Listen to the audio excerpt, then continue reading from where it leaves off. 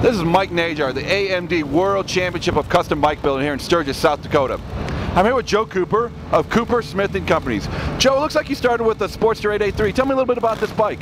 Well, actually, that's a pretty good starting point right there. The engine is what made the whole bike. It's geared really well from the primary to run at low speed, so like 0 to 50 kind of thing. It can really do a lot of damage from there. So I got into the exhaust pipes. The very first thing I built, decided to do a 2-in-1 system because it's good for the low-end torque. I saw a picture, Tim Condor, I don't know if you're familiar with him, great artist, phenomenal artist. He drew a picture once. It was just a little sketch on a napkin of a bike, because I guess this is what the guy does all the time, and it had these crazy pipes, and I'm like, man, I was sold. So that was the very first thing. I had a motor, and I built a set of pipes. And then I kind of had to go from there, you know, to make the bike work with each other, you know, so it's kind of like, it's already a lightweight power plant, you know, it's with Sportsters, which is why I like working with them. It's geared low. Let's put this big sprocket on the back. Let's really take advantage of that. So I went to the back of the bike, put a bigger sprocket on the thing. I had to beef up the swing arm from back there because now I have all that torque going, you know, through a longer lever arm. So Chrome Harley's lightweight swing arm, make the thing light and handle well. Put a Buell front end on the deal. You know, it's a front end that bolts up to the Harley chassis. It's lightweight, works out real well. Has 6-piston caliper up front. Have it cable actuated, so I get a lot more flexibility, so I don't grab too much brake, you know, because it's already a lightweight bike. And from there, I really had the base of what everything else needed to be. So it's interesting. This is one of the only bikes I've ever seen without any paint on it. Tell me a bit about the more organic design that you have here. You know, paint's one of those things. You know, it changes everything about a bike. It's the first thing people notice. If you have a really crazy paint job, a real mild paint job, that dictates you have a crazy bike or a mild bike. And I got scared to death. I did everything out of sheet metal.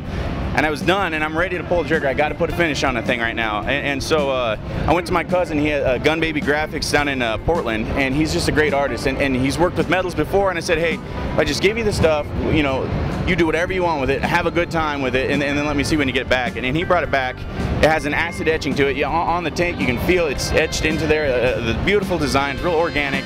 It went with with the pipes and the rest of the bike. It just flowed real nice, and I was sold. You know, I'm blown away. We'll definitely do an work again. And we coated it, have a paint protector on there, you know, so it'll hold the image on it and everything like that. But yeah, that to me made the whole deal, you know, just letting him do what he wanted to do, and keeping the bike in its essence was just a simple raw bike, you know. We'll talk a little about the oil tanks back here in the back. Yeah, well, you know, same thing. So I think kind of what your job with a bike is to take away all the things that aren't quite necessary.